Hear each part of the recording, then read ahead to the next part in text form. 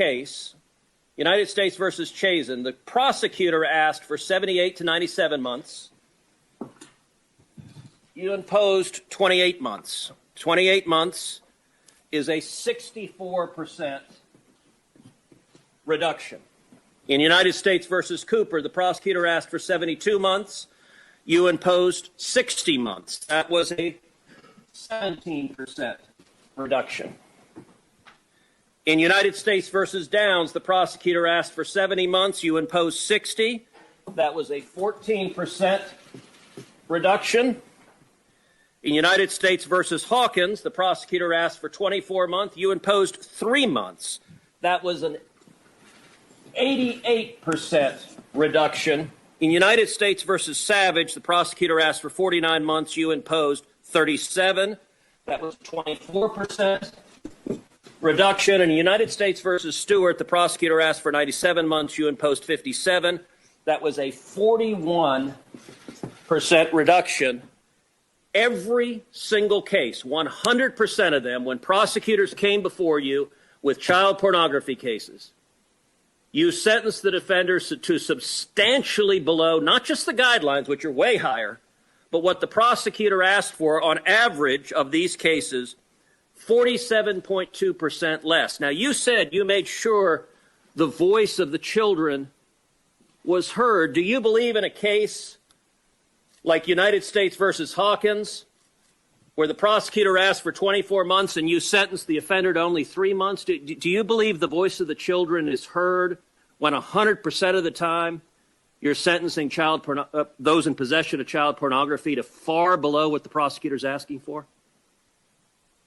Yes, Senator, I do. Well, let's keep talking about this case. You also said to this individual, who is an adult, tried as an adult, 18 years old, you also said to him, besides saying that you thought his victims were his peers, you also said there's no reason to think that you are a pedophile.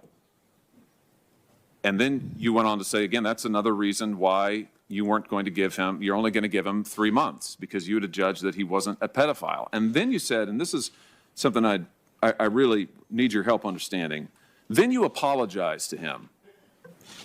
And I just have to tell you, I can't quite figure this out. You said to him, this is a truly difficult situation. I appreciate that your family's in the audience. I feel so sorry for them and for you and for the anguish this has caused all of you. I feel terrible about the collateral consequences of this conviction. And then you go on to say, sex offenders are truly shunned in our society. I'm just trying to figure out, Judge, is he the victim here or the victims the victims? You're saying that you're apologizing to him. You're saying you're sorry for the anguish this has caused him. There was a victim impact statement in this case. It didn't get read into the record, but it was there. I've described the videos that we have. You say earlier in the case, you talk about how heinous these crimes are, and you describe them to your credit. You describe how heinous it is to your credit, and yet here you are giving him 3 months and apologizing to him and saying you feel sorry for the anguish it's caused him, and also saying you think that sex offenders are truly shunned in our society. So just talk about that. Help me understand. I mean, is he a victim? Is that your view here? Is that why you said this? Is that what you meant by it? Senator, I again don't have the entire record. I remember in that particular case, I considered it to be unusual, in part for the reasons that I described. I remember in that case that defense counsel was arguing for probation, in part because he argued that here we had a very young man, just graduated from high school. He presented all of his diplomas and certificates and the things that he had done, and argued, consistent with what I was seeing in the record, that this particular defendant had gotten into this in a way that was, I thought, inconsistent with some of the other cases that I had seen.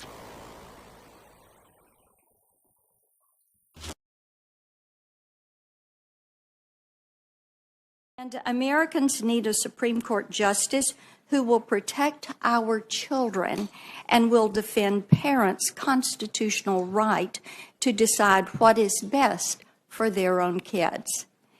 And here we need a little clarity. At a time when these parental rights appear to be under assault by the radical left, your public comments about, and I'm going to quote you, the transformative power of progressive education, end quote. These are deeply concerning. You serve on the board of a school that teaches kindergartners, 5-year-old children, that they can choose their gender and teaches them about so-called white privilege. This school has hosted an organization called Woke Kindergarten and pushes an anti-racist education program for white families. Your public endorsement of this type progressive indoctrination of our children causes one great concern when it comes to how you may rule on cases involving parental rights. Parents also know that it's only a matter of time before we have the next pandemic, and they're concerned about more mask mandates or lockdowns from unelected bureaucrats that would harm their children's mental health and stunt their development. The American people want a Supreme Court justice who will protect their families' freedoms, not allow government overreach into private family decisions. Now, moms that I'm speaking with raise the issue of crime, and you've consistently called for greater freedom for hardened criminals. At the start of the COVID-19 pandemic, you advocated, and again I quote, for each and every criminal defendant in the D.C. Department of Corrections custody should be released. That would have been 1,500 criminals back on the street if you had had your way. And you used the COVID-19 pandemic as justification to release a fentanyl drug dealer, a bank robber addicted to heroin, and a convict who murdered a U.S. Marshal into our communities. But your efforts to protect convicts began long before the pandemic. You used your time and talent not to serve our nation's veterans or other vulnerable groups, but to provide free legal services to help terrorists get out of Gitmo and go back to the fight. You also have a consistent pattern of giving child porn offenders lighter sentences. On average, you sentence child porn defendants to over 5 years below the minimum sentence recommended by the sentencing guidelines. And you have stated publicly that it is a mistake to assume that child pornography offenders are pedophiles. Your philosophy, it appears, is backward on these issues, restrictions on children and families and freedom for criminals. In fact, your philosophy, or lack thereof, may be the root of the problem here. I was concerned during our conversation earlier this month when you told me that you really didn't have a judicial philosophy. The American people deserve a Supreme Court justice with a documented commitment to the text of the Constitution and the rule of law, not a judicial activist who will attempt to make policy from the bench. Without a judicial philosophy, a judge is legally adrift and will be inclined to consider policy rather than law. You once wrote that every judge has, and I quote, personal hidden agendas, end quote, then influence how they decide cases. So I can only wonder, what's your hidden agenda?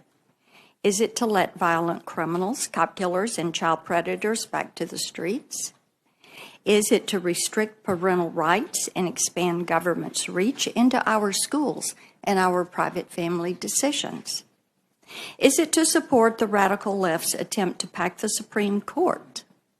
You have praised the 1619 Project, which argues the U.S. is a fundamentally racist country, and you have made clear that you believe judges must consider critical race theory when deciding how to sentence criminal defendants. Is it your personal hidden agenda to incorporate critical race theory into our legal system? These are answers that the American people need to know.